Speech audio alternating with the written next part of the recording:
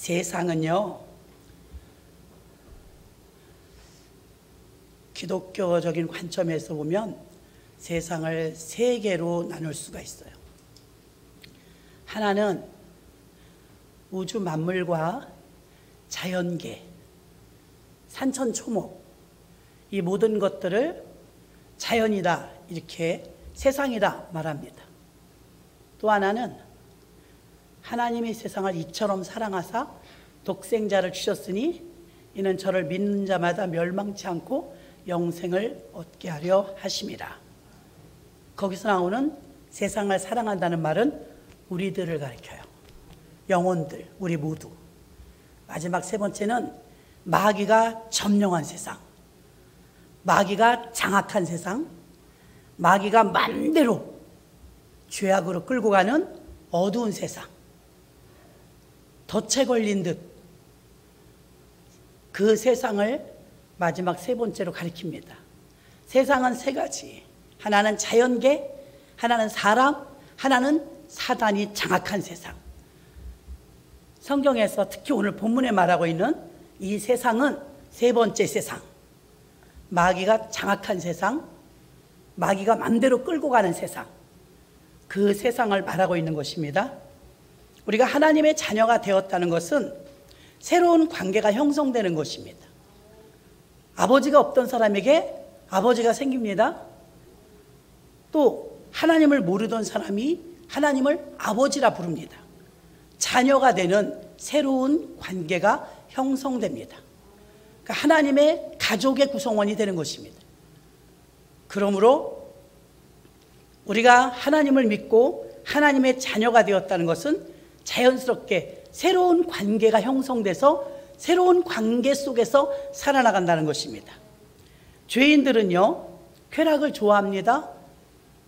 또한 자아와 이 세상 것을 아주 좋아합니다. 달콤하기 때문이죠. 그러나 죄의 끝은 죽음, 사망이라고 성경은 말하고 있습니다. 죄인의 길은 고통스러운 것입니다. 그런데 이 땅에 사는 동안에는 그것을 즐겁죠.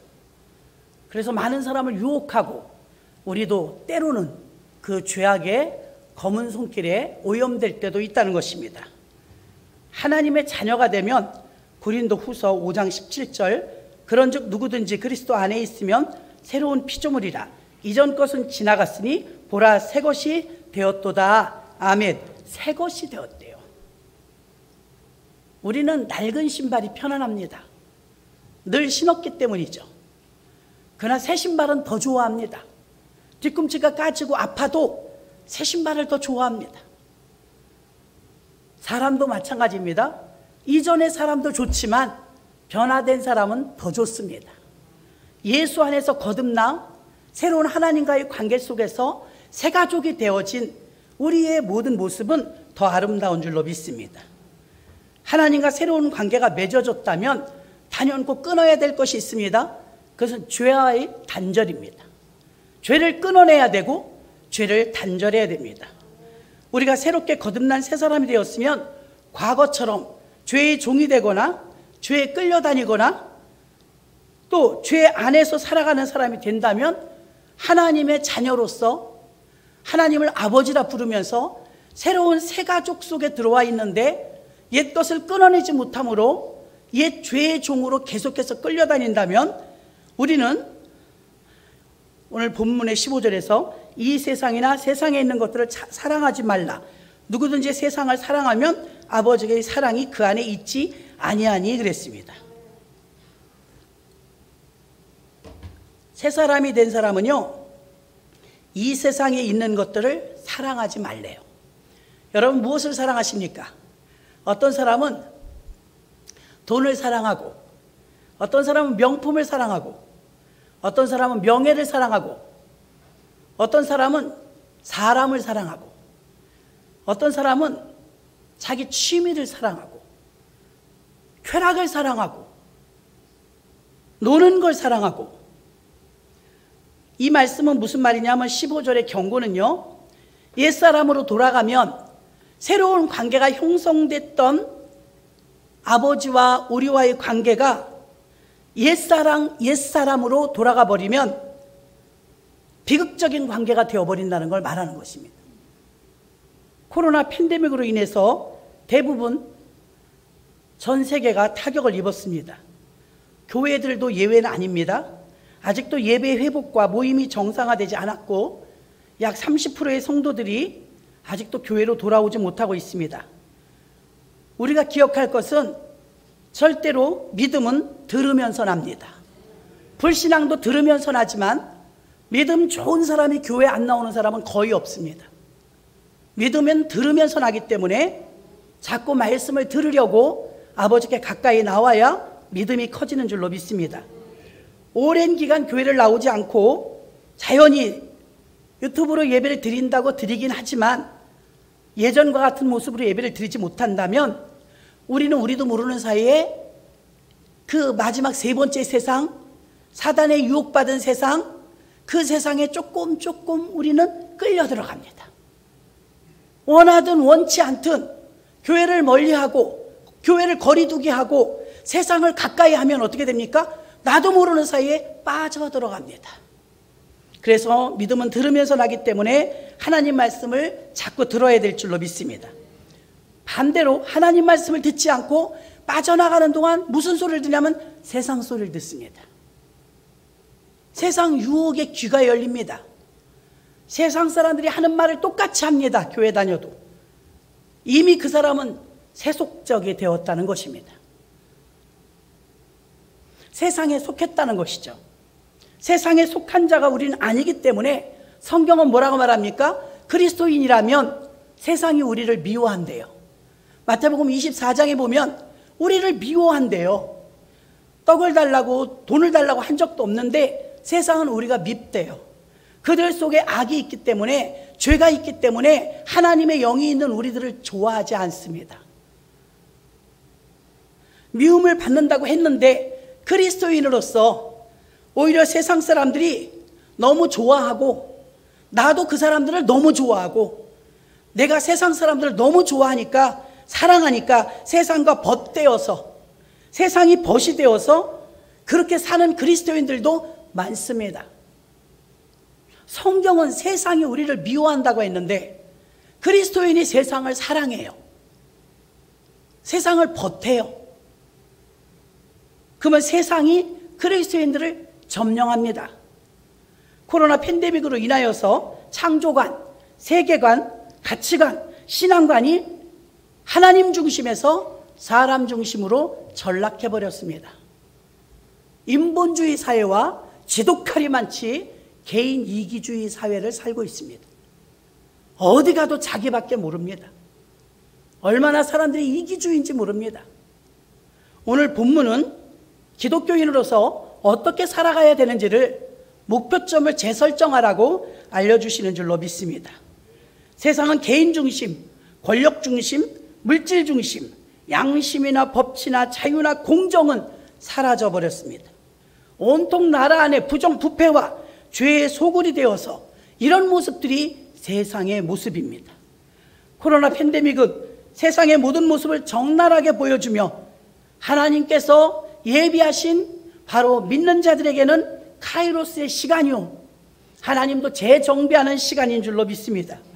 갈라디아서 6장 14절에 보니까 그러나 내게는 주 예수 그리스도의 십자가 외에는 결코 자랑할 것이 없으니 그리스도로 말미암아 세상이 나를 대하여 십자가에 못 박히고 내가 또한 세상을 대하여 그러하리라. 세상에 대하여 십자가에 못 박으라는데 우리는 세상하고 친합니다. 세상하고 짝합니다. 바울은 이렇게 나는 십자가 외엔 자랑하지 않겠노라 했습니다. 과연 여러분 한 주간 동안 살면서 십자가를 얼마나 자랑했습니까? 예수님을 얼마나 자랑했습니까? 입 밖에도 내보지 못하고 일주일 만에 오신 분이 거의 다일 것입니다. 내가 하는 말이 얼마나 많을진데 그 많은 말 중에 십자가 자랑하셨습니까? 예수님 자랑하셨습니까? 그러지 못할 때가 많다는 것입니다. 바울은 이 세상과 자기 자신을 십자가에 꽝꽝 못 박아 죽였다고 했습니다. 그리스도인들은 세상이 미워해야 할 대상이라고 주님이 말했습니다. 세상은 모두가 하나님이 원하는 것을 반대하기 때문입니다. 세상은 하나님하고 자꾸 거꾸로 갑니다. 하나님이 좋다는 걸 세상이 좋아하지 않아요. 하나님이 좋아하는 걸 세상 사람들이 좋아하지 않아요. 그래서 우리를 미워합니다. 우리가 좋아하는 걸 너네도 좋아해야지. 하나님은 왜 우리하고 달라? 하나님께 맞추려고 해야 되는데 세상이 자기에게 맞추라고 합니다. 거기에 반기를 드는 사람들이 그리스도인들이고 그것에 짝하는 사람들이 이 세상 사람들입니다. 하나님은 이 세상을 닮지 말고 이 세상에 속하지 말고 이 세상에 살지만 구별되게 살기를 원하시는 줄로 믿습니다. 세상은 모두가 하나님이 원하는 것을 반대합니다. 오늘 본문 16절에서 세 가지를 가지고 말씀을 전하려고 합니다. 육신의 정욕, 안목의 정욕, 이생의 자랑. 이 세 가지가 우리를 어떻게 좀먹어 들어오는지, 이게 왜 세상 것들인지 살펴보도록 하겠습니다. 첫 번째, 육신의 정욕. 이걸 버려야 우리는 믿음으로 사는 사람입니다. 저와 여러분이 복음의 증인들이라면 육신의 정욕으로 살면 안 됩니다. 육신의 정욕을 버려야 할 줄로 믿습니다. 육신이란 플래시라고 해서 살과 피, 뼈로 이루어진 육체 덩어리, 고기 덩어리를 말합니다. 예수님이 말하는 교회는 몸이다. 영어에서는 분리가 되죠. 우리는 똑같이 써도요. 바디라는 것입니다. 그러나 육체는 바디가 아닙니다. 고기 덩어리입니다. 그러니까 육체대로 사는 사람은 어떻게 사느냐? 육이 원하는 대로 산다는 것입니다. 저는 나이가 많지도 않은데 뛰면 걷고 싶고 걸으면 서서 쉬고 싶고 서면 앉고 싶어요. 앉으면 눕고 싶고요. 누우면 자고 싶어요. 이게 육입니다. 육이 시키는 대로 하는 것입니다. 그런데 여러분이 다 그렇게 삽니까? 그럼에도 불구하고 이렇게 살면 안 되지 하고 여러분들이 혼적인 정신이라도 바짝 차려서 우리가 이 세상 속에서 자기 몫을 감당하고 있는 줄로 믿습니다. 우리에게 육체가 있는데요, 성경에서 말하는 지금 이 말씀은 육체의 정욕을 버리라. 육체의 정욕, 거듭나지 못한 타락한 인간의 부패한 본성이라 그랬습니다. 거듭나지 못한 타락한 부패한 인간의 본성, 원래의 사람을 말하는 것입니다. 정욕이란 금지된 것을 갈망하는 욕망, 하면 안 되는 걸 하는 게, 그 욕심이 생기는 게 정욕이에요.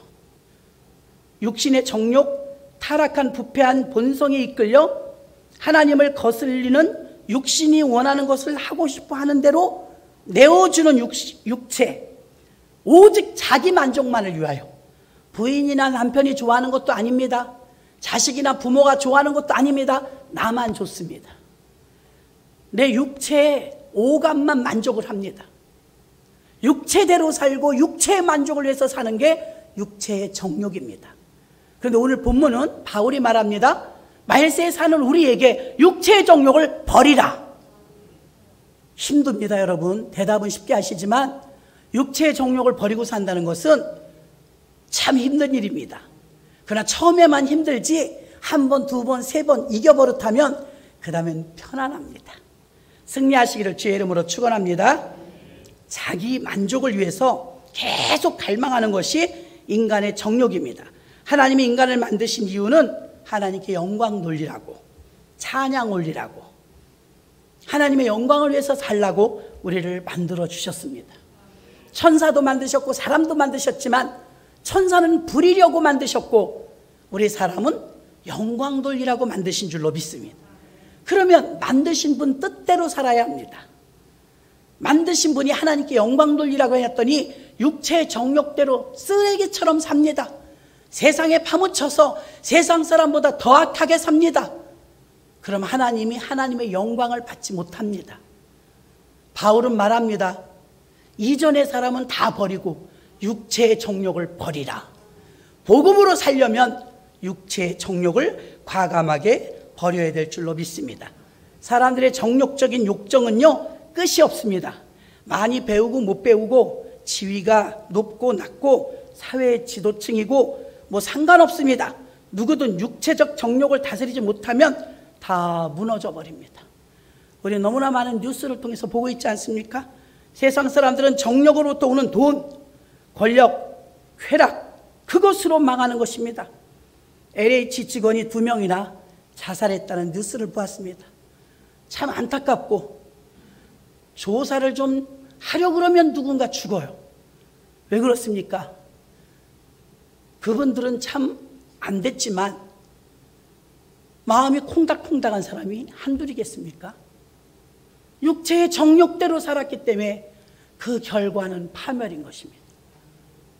일시적으로는 좀 쾌락을 느끼며 일시적으로는 좀 과시욕이 생겼는지 모르지만 얼마 지나지 않아서 벌써 10년, 20년 지나니까 뉴스에 이렇게 전국을 흔들어 버릴 정도로 이슈화가 돼버리니까 겁에 질려 심신이 약한 사람은 자결해 버리는 것입니다.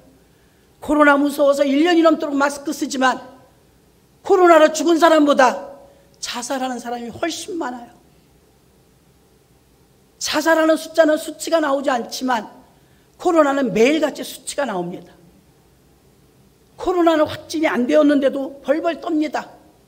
하루에도 40명씩 생목숨을 끊고 있습니다. 그들도 땅을 칠 것입니다. 내가 왜 육신의 정욕대로 살았던고. LH 뉴스에 나오는 사건과 저는 수사고 뭐고 정치고 모르지만 무관하진 않을 것입니다. 무관하면 생사람이 죽을 리가 없지요.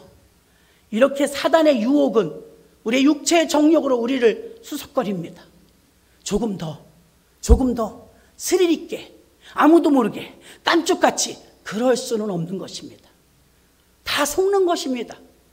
마지막에 가서는 평범하게 살았으면 그래도 참 안정권 속에 살았을 사람들이 그 좋은 직장에서 왜 젊은 나이에 그렇게 목숨을 끊어야 했습니까? 육체의 정욕을 제거하지 못하고 그걸 적절하게 절제하지 못하고 끌려다닌 결과 그들은 파멸로 가고 마른 것입니다. 하나님은 우리에게 바울을 통해서 말씀하는 것입니다. 욕심내지 말라. 죄가 잉태한 즉, 이 욕심이 잉태한 즉 죄를 낳고 죄가 장성한 즉 사망을 낳느니라. 결국 어디로 끌고 갑니까? 죽음으로 끌고 갑니다. 그래서 여러분들은 욕심 부리지 마시고 육체의 정욕과 무던히도 싸워야 될 줄로 믿습니다. 육체는요, 우리 영을 담고 있는 소중한 그릇입니다. 그럼에도 불구하고 육체가 시키는 대로 다 하여 살면 우리는 결국 진짜 중요한 영이 더 중요한데 거칠애인 이 육 때문에 모든 걸 잃을 수도 있다는 것입니다. 세상 사람들은 정욕으로부터 오는 돈과 권력과 쾌락을 그것을 계속 받아들이다가 파멸로 갑니다. 우리는 코로나 팬데믹에 전염병에 걸려 죽는 사람보다 자살로 죽는 사람이 더 많다는 사실을 우리는 모르고 있을 것입니다. 그러므로 육신의 정욕에 있는 사람이 있다면 빨리 탈출하시기를 주의 이름으로 축원합니다. 로마서 8장 12절로 14절 보니까 그러므로 형제들아 우리가 빚진 자로 돼 육신에게 져서 육신대로 살 것이 아니니라. 너희가 육신대로 살면 반드시 죽을 것이로되 영으로서 몸의 행실을 죽이면 살리니 무릇 하나님의 영으로 인도함을 받는 그들은 곧 하나님의 아들이라. 아멘. 우리는 빚진 자인데 육신대로 살면 육신대로 살 것이 아니라 육신대로 살면 반드시 죽을 것이로되 영으로 살면 살리니 하나님의 영으로 인도함을 받는 사람은 하나님의 아들이라. 하나님을 아버지라 부르는, 내가 예수를 영접하여서 새로운 가족관계가 형성됐잖아요. 하나님을 아버지라 부릅니다. 근데 우리의 문제는 무엇입니까? 교회 다녀도 예수 믿어도 직분이 있어도 여전히 세상 사람들과 버타고 여전히 세상과 짝하고 여전히 세속에 빠져 있다면 하나님과 맺어진 이 가족관계가 위태합니다. 이전의 관계, 하나님을 알지 못하던 관계의 모습으로 빠져들어갈 수 있기 때문입니다. 이 세상에는 두 부류의 사람이 있습니다. 육신만을 위해서 사는 사람과 하나님의 영으로 인도함을 받는 사람. 죄를 좋아하는 사람, 세상을 좋아하는 사람, 쾌락을 좋아하는 사람, 육신의 정욕대로 사는 사람입니다.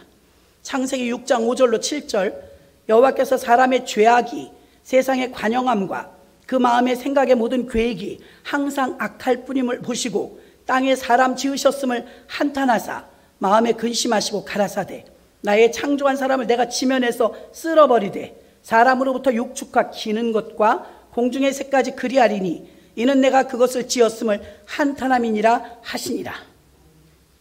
이것은 너무 노아의 때 홍수가 나기 직전에 심판을 예고하신 내용입니다.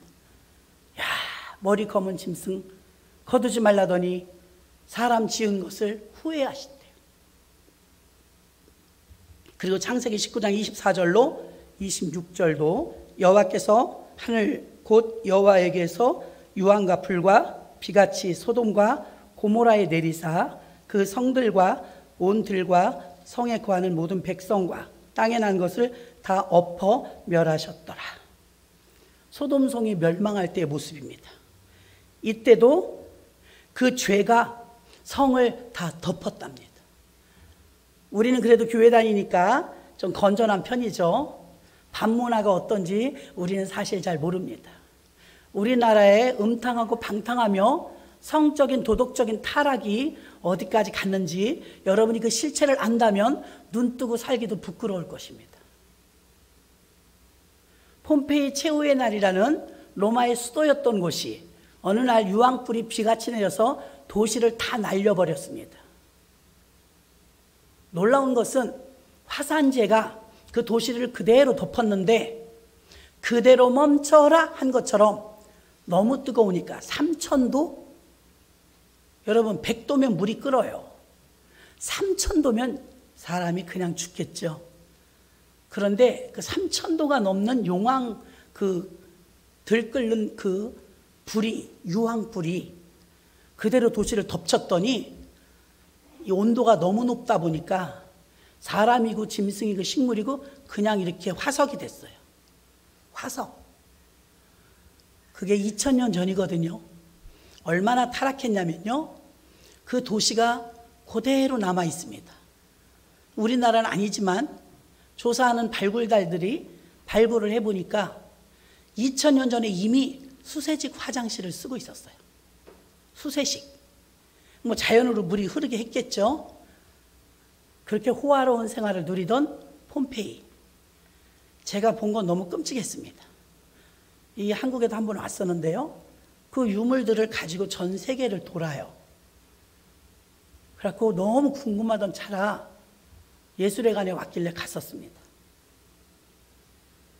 목욕탕 문화가 많이 발전하는 것은 타락의 징조입니다. 핵가족화, 1인 가족이 지금 우리나라에 몇 프로요? 70%? 1인 가구가 너무 많이 늘어나는 것도 좋은 방향이 아닙니다. 모두가 개인화, 또 이기주의, 나밖에 모르는 세상. 동물들을 기르면서 음탕한 짓 하고. 그런데 최악으로 갈 때가 언제냐면 이제 우리나라도 이게 지금 아직까지는 목사님들도 싸우고 있지만 동성애법이 언젠간 통과될 것입니다. 끔찍한 일들이 벌어질 것입니다. 성경에 보면 세상이 망할 때마다 현상은 똑같았어요. 인간은 죄를 짓되 어디까지 가는지 아십니까? 죄가 성적인 것을 지나치고 넘어서 남자는 남자끼리 여자는 여자끼리 좋다고 해요. 하나님을 거역하는 것인데 기독교를 왜 그렇게 싫어하느냐? 우리는 좋은데 인권이 있는데 너네는 왜 싫다고 그러느냐? 기독교를 교회를 없애버려야 된다. 이래서 공산주의나 그런 동성애자들은 기독교를 아주 싫어합니다. 하나님은 남자와 여자와 둘이 결혼하여 한 몸을 이루어 땅에 충만하고 번성하라고 우리에게 말씀하셨습니다. 그대로 살기를 싫어해요. 무료하다는 것입니다. 자, 목욕탕 문화가 발전하면 타락의 지름길로 가는 것인데 폼페이 도시가 그대로 멈춘 곳을 재현시켜서 조그맣게 미니어처로 만들어놨어요. 봤더니 혼음, 동성혼, 거기서 더 멀리 가면 수간까지 합니다. 그게 마지막이에요. 수간까지 저지르면 그때는 꼭 멸망이 왔어요. 수간이 뭔지 아시죠? 동물과의 관계. 이렇게 타락하는데 폼페이는 2000년 전에 벌써 그 화석을 보니까 동물하고 수간을 하고 있는 거예요. 그대로 멈춘 거예요. 소돔성은 3500년 전인데 벌써 이때 동성애를 하고 있는 거예요. 우리는 지금 세상이 어떤지 알아야 됩니다. 지금 세상은요, 말도 못합니다. 하나님이 노아의 방주를 통해서 하나님의 백성 8명을 살려내실 때 내가 사람 지었음을 한탄했대. 가만 놔두면 하나님 감사하고 살 줄 알지만 얼마나 타락하는지, 얼마나 죄와 짝하는지, 얼마나 그 더러운 세상을 좋아하는지, 음탕한 곳에서 아무도 모르는 곳에서는 담대해집니다. 나 혼자니까. 죄를 지어도 모릅니다. 우리나라에서는 말도 안 되는 인형을 막 수입한다고 지금 세관하고 싸우고 있는데 금방 들어올 것 같아요. 가짜 여자, 인공 로봇, 그런 여자를 다 하나씩 품고 살겠다는 것입니다. 그게 장난감입니까? 똑같아요, 여자하고. 이런 세상 속에 살고 있는데 무슨 짓을 하려고 그러겠습니까? 여러분, 타락한 건 지금 말도 못합니다. 깊이 기도해 보면 눈물밖에 안 납니다. 이렇게 아름다운 세상을 이렇게 버려놔도 좋은가? 이대로 망해야 되는가? 다시 한번 회복할 수는 없을까? 몸부림을 칩니다. 세상의 죄악은 이미 너무 많은 곳을 점령해버렸고 하나님도 굉장히 속상하신 겁니다. 코로나는 전 세계가 경각을 갖게 하며 죄로 달려가던 쾌락으로 달려가던 모든 사람들을 그대로 멈춰라 해버렸습니다. 어떻게 할 수가 없습니다. 다 자기가 제일입니다. 자기를 신격화합니다. 그 우월주의에 빠져서 살게 만듭니다. 세상은요, 하나님을 쫓는 사람과 육신을 쫓는 사람밖에 없습니다. 육신을 쫓는 사람, 육신의 정욕대로 사는 사람입니다. 하나님은 오늘 바울을 통해서 3가지 중에 첫 번째, 그리스도인이라면 육신의 정욕을 버려야 됩니다.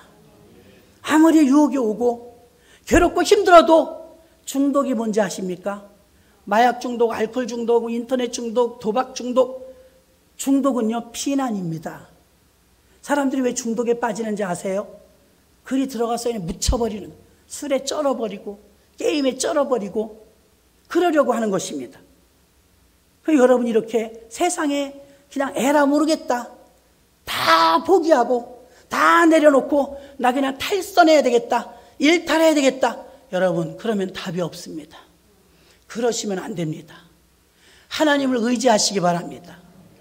세상이 어두우면 어두울수록요, 빛은 더 빛나요. 세상이 어두우면 어두울수록 하나님을 의지하는 자들은 도우심을 더 받습니다.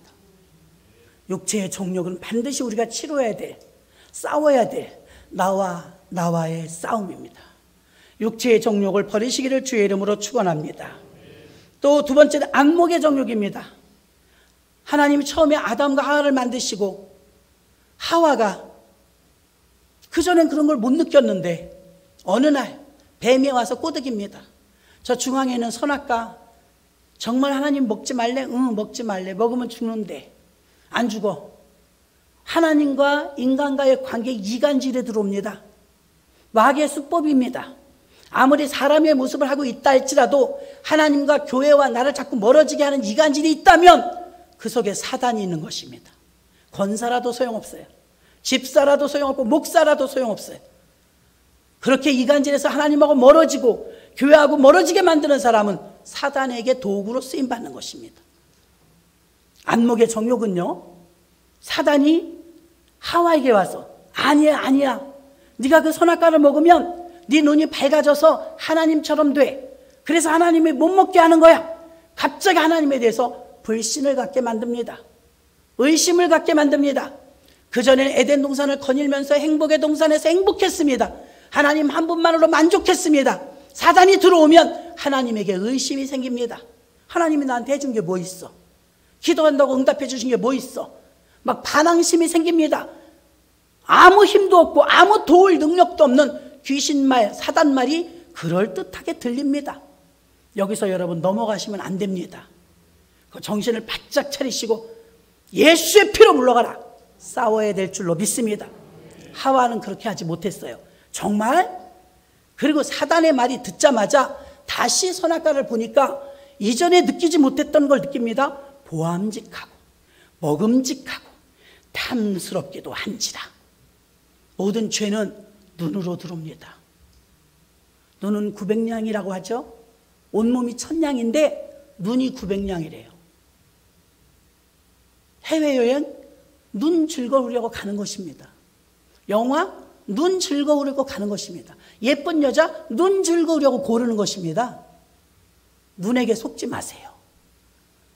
눈은요 안목의 정욕을 갖다 줍니다. 죄의 꼬투리를 갖다 줍니다. 무엇인가 명품 나 저거 갖고 싶어 미치게 만듭니다. 눈이. 안목의 정욕은 눈으로 보아서 좋은 거 다 취하고 싶습니다. 갖고 싶고 내 거 삼고 싶고. 안목이란 눈에 보이는 것을 말하기 때문에 안목의 정욕이란 금지된 것에 대한 욕망 똑같습니다. 눈으로 보는 것에 대해서 충동하고 죄를 범하는 것입니다. 눈에 보이는 것에 따라 유혹에 따라 온갖 죄를 범합니다. 그래서 눈은 유혹의 통로인 것입니다.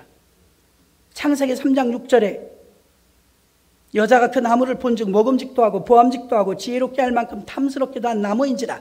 여자가 그 열매를 따먹고 자기와 함께 있는 남편에게도 주매 그도 먹은지라. 하와와 아담은 이렇게 에덴 동산에서 쫓겨납니다. 다윗 왕은 신약과 구약에 가장 많이 등장한 인물이 다윗입니다. 저도 다윗을 좋아하고 사도행전에서는 하나님이 다윗을 어떻게 인정했냐면 그는 나와 마음이 합한 사람이라. 그 마음이 하나님께 향해 있어요. 그런 다윗 왕도 눈에 예쁜 여자가 들어왔습니다. 왕궁을 거닐다가 목욕하는 한 아낙네를 봅니다. 그 아낙네는 밧세바요 자기 부하의 부인이었습니다.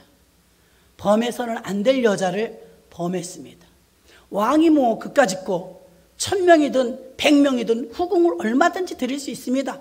단 밧세바는 유부녀였습니다. 하나님도 그 많은 사항입니다. 그런데 한 번 그렇게 미래로 끝났으면 좋았을 것을 이 여자가 임신을 해버립니다. 그러니 자기 남편은 전쟁통에 나가 있으니 임신했다는 거 지금 믿을 수가 없지 않습니까? 강제로 끌어다가 휴가를 주고 집으로 보내면 얼마나 충성된지 집에 가서 잠을 안 자요. 군사들하고 들에서 자요. 실패를 합니다. 깜쪽같이 자기 남편의 아이처럼 속이려고 했는데 안 돼요. 급기야 배는 불러오기 시작하니까 어떻게 합니까? 자기 충성스러운 종을 장군에게 편지를 보냅니다. 우리아를 전장의 맨 앞에 세우라. 세상에 그 충성하는 자기 부하를 간접적인 살인을 합니다. 그래서 전쟁통에 총알바지로 맨 앞에 내보냅니다. 장군은 영문도 모르고 왕이 시키니까 그 우리아를 맨 앞에 전장에 세우는데 다윗의 계산대로 적들의 손에 의해 죽었습니다. 장례를 치르고 나니까 합법적으로 이제 이 여자는 비망인이 되었습니다. 괘씸한 다윗이 그 여자를 후궁으로 드립니다. 물론 그 여자의 몸에서 솔로몬이 나오지만 혹독한 대가를 지불하지요. 안목의 정욕은 정상적인 사람을 비정상적인 삶으로 살도록 바꿔버립니다. 남편이 바람필 때 제정신입니까? 제정신 아닙니다. 그 분명히 잘못된 건데도 연애 걸 때 우리가 볼 땐 그런데 아주 좋게 이야기할 때 보면 콩깍지가 씌었다고 합니다. 그건 아름다운 예입니다. 우리는 눈으로 모든 것을 판단하고 모든 것을 받아들입니다. 지금도 우리를 무너뜨릴 수 있는 많은 것들은 눈으로 들어옵니다. 그러므로 여러분이 하나님이 보라고 주신 눈을 성경도 보고 여러분이 성경도 쓰고 아름다운 가족들에게 더 많이 만나주고 그렇게 사용하시기를 주의 이름으로 축원합니다. 음탕하고 방탕한 곳에 죄 짓는 곳에, 밤새 게임하는 곳에, 또 세속적인 것을 가리키는 곳에 내 눈을 쓴다면 안목의 정욕에 우리는 걸려들 것입니다. 안목의 정욕은 밧세바 같은 다윗 같은 훌륭한 사람을 죄인으로 만들어버려 일생일대 최악의 오점을 남기는 다윗 대왕이 되어버리고 맙니다. 그 집안에서 칼이 끝나지 않습니다.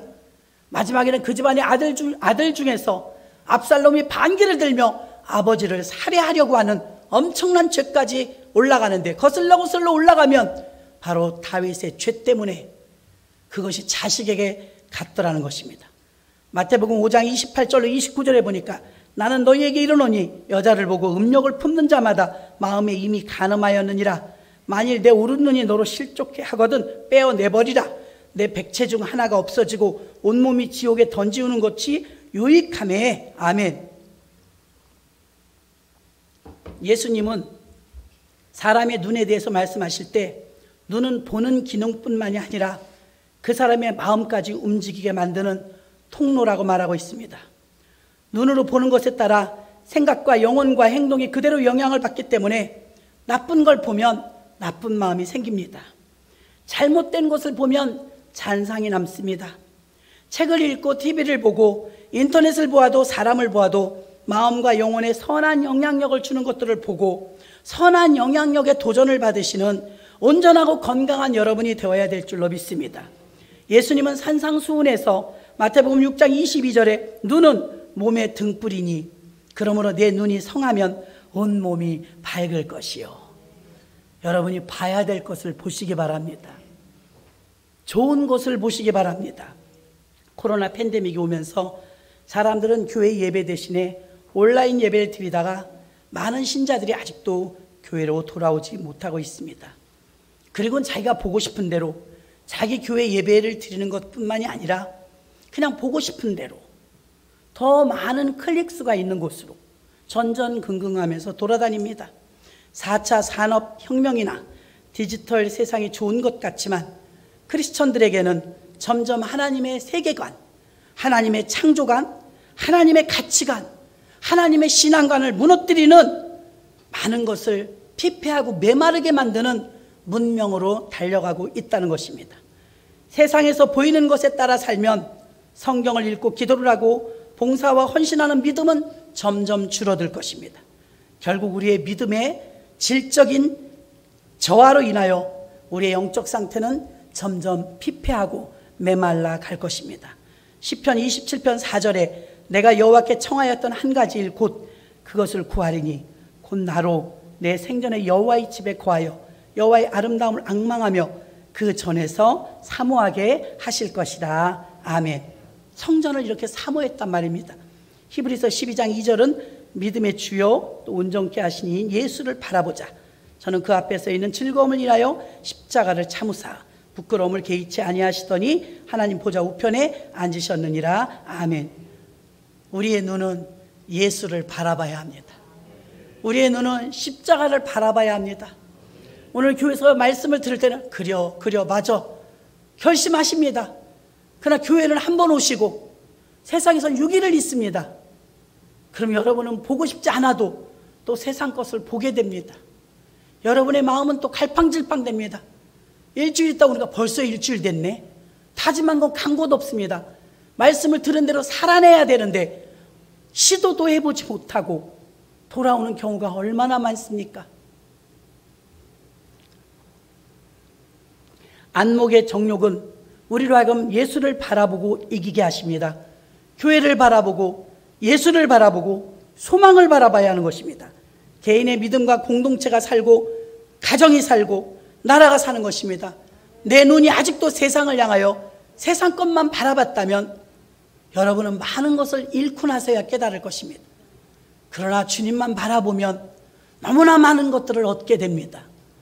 그러면 여러분들은 눈에 보이진 않지만 좋은 열매를 주실 그 주님을 기대하며 온전케 하시는 예수를 바라보시기를, 그래서 안목의 정욕을 이겨내시기를 주의 이름으로 축원합니다.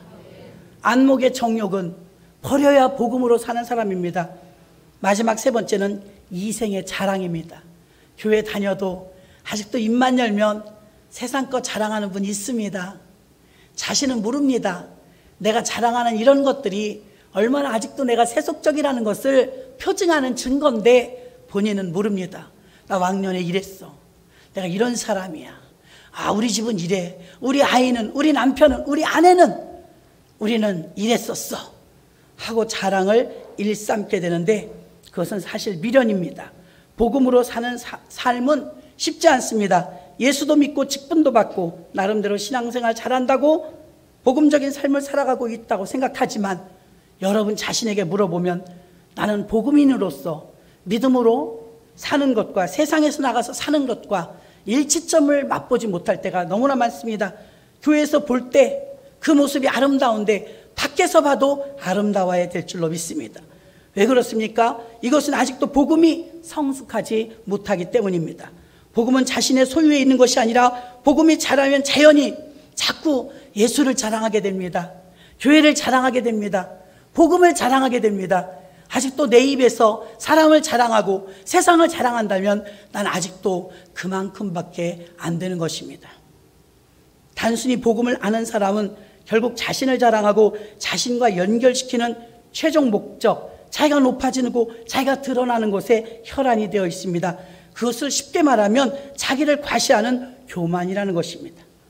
타락과 부패의 본성을 가진 사람들은 이 세상을 살아가는 수단과 방법이 자기 자신에 대해서 극도로 드러내고 싶은, 자랑하고 싶은 욕구가 있다는 것입니다. 여러분이 혹시 이 생의 자랑으로 인하여서 자랑하고 싶은 욕구가 자꾸 올라온다면 여러분 이걸 절제하셔야 합니다. 내 입에서 예수를 자랑하고 복음을 자랑하고 또 교회를 자랑하고 그렇게 여러분의 자랑의 방법과 대상이 바뀌어야 될 줄로 믿습니다. 이런 사람들은 이 생에 자랑이 있는 사람은 언제나 자기중심적입니다. 인간이란 본래 질그릇과 같아서 약한 존재입니다. 빈손으로 왔다가 빈손으로 갑니다. 그러나 자기 우월주의, 자기 욕심, 자기 숭배에 빠져 사는 사람은 빈손으로 갈 텐데도 입만 열면 자기를 드러내기에, 과시하기에 위장과 거짓으로 가득합니다. 야고보서 4장 14절로 16절에 내일 일은 너희가 알지 못하는도다. 너희 생명이 무엇이뇨? 너희는 잠깐 보이다가 없어지는 안개니라. 우리 인생은 안개 같대요. 안개, 사람이 밀어내서 100년이 넘도록 살 수 있을 것처럼 착각하지만 자신을 내세우고 살아나가는 모습은 점점 초라해질 뿐입니다. 코로나 팬데믹은 우리들에게 너무나 많은 상처를 주었습니다. 방송이든 설교든 대화든 말이든 서슴없이 상대방과 대상자들을 향한 비방과 거리두기, 그 사람이 코로나 바이러스는 아닐진데 사람같이 거부하는 이런 위태로운 상태로 가고 있습니다. 여러분, 이렇게 모든 것이 확산되고 급격하게 사회가 바뀌어가고 있을 때에도 여전히 자신을 드러내는데 온 힘을 다하여 열정을 가지고 그렇게 이생의 자랑을 늘어놓는 사람들이 굉장히 많습니다. 예수로 살아가는 사람은 복음을 자랑합니다. 자기 자랑을 버리고 예수를 자랑합니다. 겸손을 자랑하고 섬김을 자랑하며 봉사와 헌신을 자랑해야 될 줄로 믿습니다. 자기 자랑하는 사람이 무서운 게 있습니다. 자기 자랑을 많이 하면 할수록 은혜는 비례하게 줄어듭니다.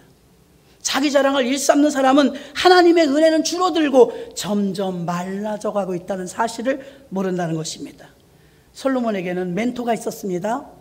디모데에게 멘토는 바울이었던 것처럼 솔로몬 왕에게 멘토는 아굴이었습니다. 성가대 지휘자였습니다.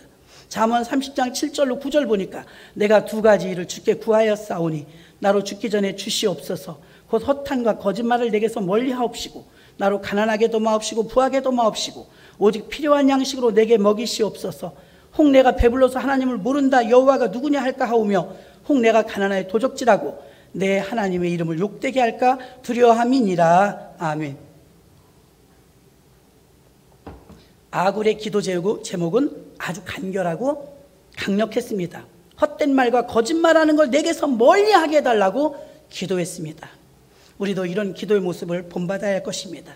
가난하게도 마옵시고 부하게도 마시옵소서. 욕심을 부리다가 주님을 모른다 할까봐 그냥 필요한 양식만 달라고 기도했습니다.